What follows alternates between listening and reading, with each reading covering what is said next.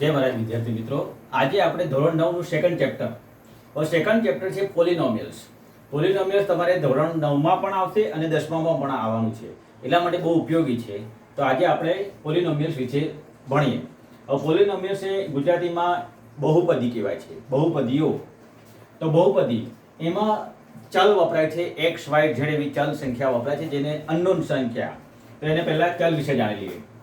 જે ભિન્ન કિંમતો ધારણ કરી શકે તેવી સંજ્ઞાને ચલ કહે છે. જે ભિન્ન કિંમતો ધારણ કરી શકે તેવી સંજ્ઞાને ચલ કહે છે. સામાન્ય રીતે ચલને એક્સ વાય ઝેડ વગેરે સંકેતથી દર્શાવાય છે. એને ઇંગ્લિશમાં વેરિયેબલ કહેવાય છે. એ symbol which takes different numericals value is called variable and it is denoted by x, y, z, etc. Variable, a symbol which takes different numericals value is called variable and it is denoted by x, y, z or etc. pqr x, y, z કોઈ પણ સંખ્યાથી લખી શકાય. હવે એમાં એક ચલ બહુપદી જેમાં એક જ સંખ્યા વપરાઈ હોય x x x એને એક ચલ કહેવાય છે. એની બહુપદીની આપણે વ્યાખ્યા છે an x n plus an-1 x n-1 plus an-2 x n-2 up to a0. an is not equal to 0, a1 a2 is etc. અચળ હોય આ સ્વરૂપે દર્શાવેલી પદાવલીને ચલ x માં બહુપદી કહે છે. અચળ હોય એ સ્વરૂપે દર્શાવેલી પદાવલીને ચલ x માં બહુપદી કહે છે અને ઇંગ્લિશમાં પોલિનોમિયલ્સ કહેવાય છે. An expression of the form of an x raised to n, an-1 x raised to n-1 plus n-2 x raised to n-2 up to a0, where an is not equal to 0, a1 a2 a3 is called polynomials. હવે એને ઘાત પ્રમાણે બહુપદીની ઘાત પ્રમાણે નામ આપેલા છે. તો જેને જે બહુપદીને એક જ ઘાત હોય એને સુરેખ બહુપદી કહે છે. જેને બે ઘાત હોય એને દ્વિઘાત બહુપદી કહે છે અને જેને ત્રણ ઘાત હોય એને ત્રિઘાત બહુપદી કહે છે. એને ઇંગ્લિશમાં સુરેખ બહુપદી 1 ડિગ્રી હોય એને લિનિયર પોલિનોમિયલ્સ, સ્ક્વેર હોય એને ક્વોડ્રેટિક પોલિનોમિયલ્સ અને ક્યુબ હોય એને ક્યુબિક પોલિનોમિયલ્સ કહે છે. એ ઘાત પ્રમાણે છે, એટલે કે રેસ્ટ ટુ x ની પર કેટલી રેસ્ટ છે એની પર છે. 1 હોય તો લિનિયર, 2 હોય તો ક્વોડ્રેટિક, 1 છે અને લિનિયર, 2 છે તો સ્ક્વેર તો ક્વોડ્રેટિક અને 3 છે ક્યુબિક. અને આ પ્રમાણે પહેલા કે 2xy + 5 તો લિનિયર પોલિનોમિયલ, 5x² + 2x તો ક્વોડ્રેટિક એટલે કે દ્વિઘાત અને 3 ઘાત છે x³ + 2x² + 1 તો ત્રિઘાત. હવે પદ પ્રમાણે એક પદ હોય, પદ પ્રમાણે એક પદી હોય તો મોનોમિયલ્સ અને એક પદી કહેવાય. બે પદ હોય એને દ્વિપદી અને બાયનોમિયલ કહે છે અને ત્રણ પદ હોય એને ટ્રાઇનોમિયલ, ત્રણ પદ કહે છે. એક પદમાં 2x²y વચ્ચે પ્લસ માઇનસ ના હોવું જોઈએ. 5x² + 2 3x આ બે પદી છે, એક ને બે પદ છે અને આ 7x³ + 2x + 1 આ ત્રણ પદનું છે, તો આ રીતે ત્રિપદી છે. તો આપણે આ થિયરી અહીંયા આગળ પૂરી થાય છે. હવે સ્વાધ્યાય આપણે 2.1 ચાલુ કરીશું. Exercise 2.1, question number 1. Which are the polynomial in one variable and which are not? એને ગુજરાતીમાં પ્રશ્ન કહેવાય છે કઈ બહુપદી એક ચલવાળી છે અને કઈ બહુપદી એક ચલવાળી નથી. તો હવે એના 5 પ્રશ્નો છે, જોઈ લેજો. 1 2 3 4 5. આ તમારે શીખવા માટે છે, બેઝિક ખબર પડે કે આ એક ચલવાળી કહેવાય કે ના કહેવાય. તો જેને પૂર્ણ ઘાત હોય એ એક ચલવાળી બહુપદી કહેવાય. જેની પર ડિજિટ હોલ નંબર હોય એ જ ખાલી પોલિનોમિયલ્સ કહેવાય. હોલ વેરિયેબલ હોય એને જ ખાલી પોલિનોમિયલ્સ કહેવાય, બીજાને ના કહેવાય. તો અહીં જો 4x² - 3x + 7 તો એક ચલવાળી બહુપદી છે.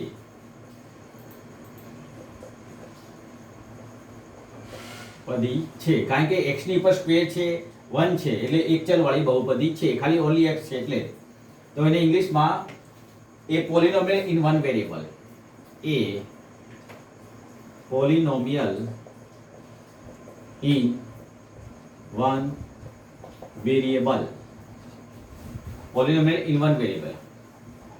અહીંયા જો y² છે અને +√2 છે તો y ની પર હોલ નંબર છે એટલે એક ચલ વાળી બહુપદી છે. એક ચલ વાળી બહુપદી છે. A polynomial in one only y છે એટલે વન વેરિયેબલ. આમાં x છે એટલે વન વેરિયેબલ, આમાં ઓનલી y છે એટલે વન વેરિયેબલ. 3√t અને t√2. તો અહીં 3 અને t ની ઉપર 1/2 કહેવાય છે કારણ કે સ્ક્વેર રૂટ છે. તો t⁻1/2 પ્લસ t1 અને √2. હવે t વેરિયેબલ છે આમાં, પણ t ની ઉપર હાફ છે એટલા માટે આ એક ચલ વાળી બહુપદી નથી. એક ચલ વાળી બહુપદી નથી. Not a polynomial in one variable. Not a polynomial. One variable છે પણ not a પોલિનોમિયલ.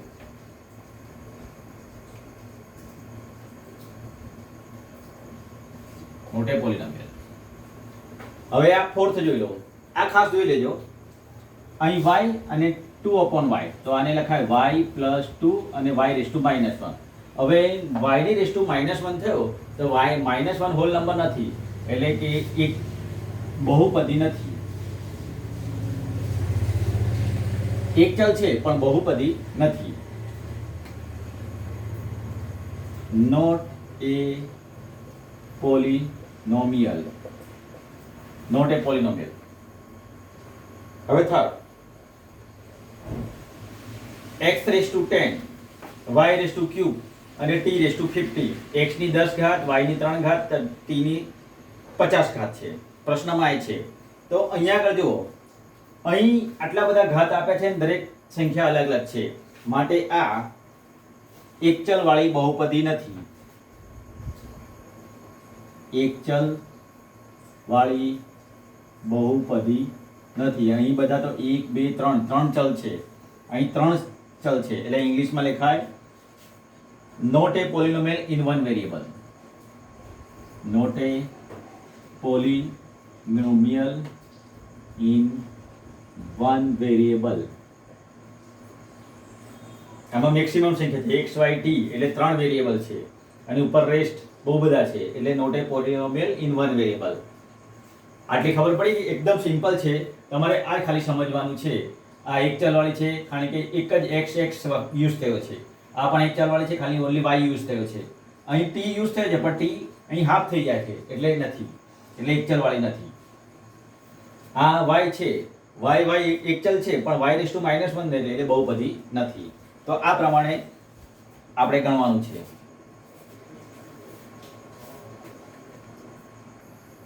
Question number 2.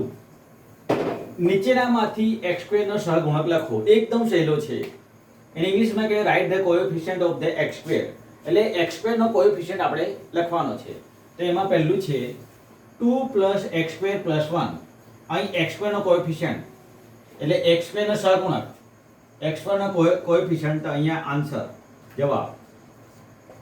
x² ની જોડે શું ગુણ આવેલું છે તો ખાલી 1 + 1 કોએફિશિયન્ટ 1. તો x² નો કોએફિશિયન્ટ +1 છે. ના સહગુણક 1 છે. ચલો હવે આમાં 2 - x² + x³. તો અહીંયા x² નો કોએફિશિયન્ટ શું છે તો x² નો કોએફિશિયન્ટ -1. આનો આન્સર -1. ત્રીજામાં x² ની જોડે π/2 મલ્ટીપ્લાય થયેલો છે તો x² નો કોએફિશિયન્ટ x² નો સહગુણક π/2 છે.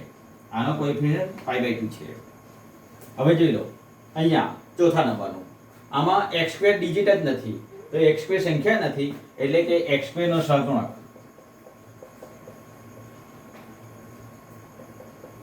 0 છે. એટલે x² નો કોએફિશિયન્ટ 0 છે. આનો આન્સર આ છે. તો આ તમને ખબર પડી ગઈ. ખાલી x² ડિજિટની જોડે શું મલ્ટીપ્લાય થયેલું છે એ બતાવવાનું છે. તો અહીંયા આગળ 1 છે, કશું નહીં એટલે 1 કહેવાય. અહીં આગળ ડાયગેટ માઇનસ એટલે માઇનસ છે. અહીં π/2 છે એટલે π/2 કોએફિશિયન્ટ અને અહીં x² છે જ નથી એટલે 0 છે. Question number 3. Give one example of the binomial of degree 35 and a monomial of degree 100. એટલે ગુજરાતીમાં કહેવાય છે કે 35 ઘાતવાળી દ્વિપદી એટલે કે બે પદવાળી 35 ઘાતવાળી બે પદવાળી અને 100 ઘાતવાળી એક પદીનું કોઈ ઉદાહરણ આપો. તો અહીં 35 ઘાતવાળી એક પદીનું ઉદાહરણ 4x⁵35 - 1 એક અને બે પદ છે, અથવા બીજી 5x⁵35 + 7x આ પણ બે પદ છે. તો બે ઘાતવાળી બે પદીનું ઉદાહરણ આપણે કોઈ પણ રીતે x ની ઉપર કે y ની ઉપર 35 જેટલી ઘાત લખી શકાય. તો આ દ્વિપદી બે પદ બતાવેલા છે. પછી 100 ઘાતવાળી એક પદીનું તો 5x⁴100 આ આખું એક જ પદ કહેવાય. √2x⁴100 આ પણ એક પદ કહેવાય. એને ઉદાહરણ આ અથવા π/2x⁴100 પડી ગઈ ખબર. આ ખાલી ઉદાહરણ આપવાના છે બે પદીનું 35 ઘાતવાળી અને 100 ઘાતવાળી એક પદીનું. હવે write the degree of the each કે ડિગ્રી લખવાની છે. આપેલી બહુપદીની ઘાત જણાવો એટલે ઉપરની ઘાત જણાવવાની છે. તો અહીં પહેલું છે 5x³ + 4x² + 7x. તો આમાં મેક્સિમમ ઘાત કઈ છે? તો આપેલી બહુપદીની 3 ઘાત છે. અહીં મેક્સિમમ ઘાત છે તો અહીં ઘાત 3 એટલે ડિગ્રી 3. સેકન્ડ નંબરનું 4 - y². હવે y² છે, હવે y ની ઉપર છે 2 એટલે મેક્સિમમ ઘાત 2. આમાં 5t - √7 તો એની t ની ઉપર એક જ ઘાત છે, કશું નથી એટલે 1 કહેવાય. તો એક ઘાત ડિગ્રી 1. હવે અહીંયા આગળ 3 એકલો છે તો આને આપણે કોઈ પણ રીતે લખી દઈએ 3x⁴0 કારણ કે ax⁴0 એટલે 1 થઈ જાય = 3 × 1. તો અહીંયા આગળ કશું નહીં એટલે 0 ઘાત. પડી ગઈ ઘાત. આમાં જે મેક્સિમમ ઘાત હોય એ સ્ક્વેર છે અને એ 1 છે, પણ જે મેક્સિમમ ઘાત હોય એની ઘાત કહેવાય. તો અહીં ઘાત 3 છે ડિગ્રી 3. અહીં બે ઘાત છે 4 - y² એટલે બે ઘાત. અહીં 5t - √7 કારણ કે એની ઉપર એક જ ઘાત છે, કશું નહીં એટલે એક ઘાત કહેવાય એટલે ડિગ્રી 1.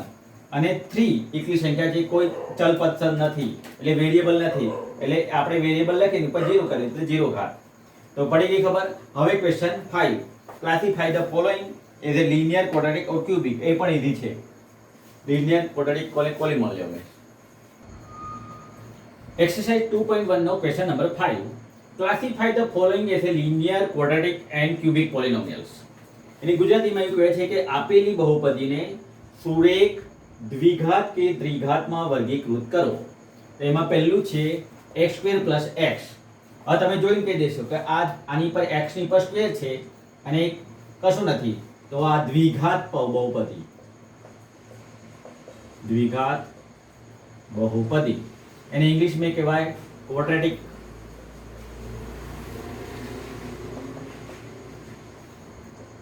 પોલિનોમિયલ્સ.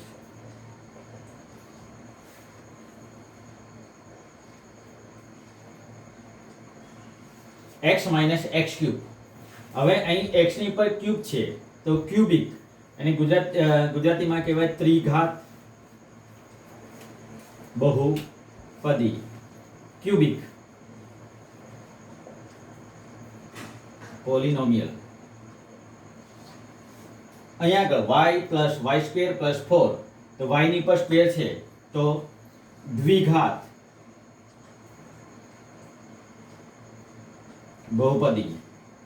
દ્વિઘાત એટલે ક્વોડ્રેટિક UUA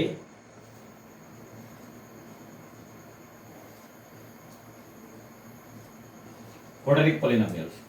અહીંયા સુરેખ બહુપદી કારણ કે કશી ઘાત નથી એટલે ગુજરાતીમાં કહેવાય સુરેખ બહુપદી. ઇંગ્લિશમાં લિનિયર પોલિનોમિયલ્સ. ઘાત એક પણ ના હોય તો એને સુરેખ બહુપદી કહે છે. અહીંયા કશી ઘાત નથી, ખાલી 3t છે તો આને સુરેખ બહુપદી કહેવાય.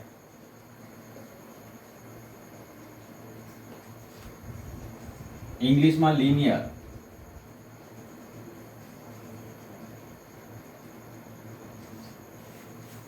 અહીં આ સ્ક્વેર છે એટલે બે ઘાત છે તો દ્વિઘાત.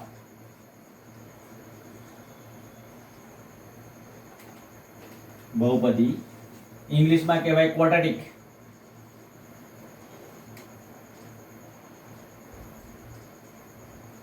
પોલિનોમિયલ્સ. અહીંયા 7x³ છે, મોનોમિયલ છે પણ 7x³ છે એટલે ક્યુબિક, ઇંગ્લિશમાં ક્યુબિક ત્રિઘાત બહુપદી. તો આ આપણે અહીંથી આ આપણું એક્સરસાઇઝ 2.1 પૂરું થાય છે. તો એકદમ સહેલું છે, ખાલી આપણે જે થિયરી શીખ્યા એ પ્રમાણે ઘાત પ્રમાણે પછી સંખ્યા પ્રમાણે આપણે વર્ગીકૃત કરવાનું છે કે લિનિયર છે, ક્વોડ્રેટિક છે કે ક્યુબિક છે. તો આ તમે આ ફિલિંગ ધ બ્લેન્ક્સમાં તમારે એક્ઝામમાં પૂછાય છે. સિમ્પલ.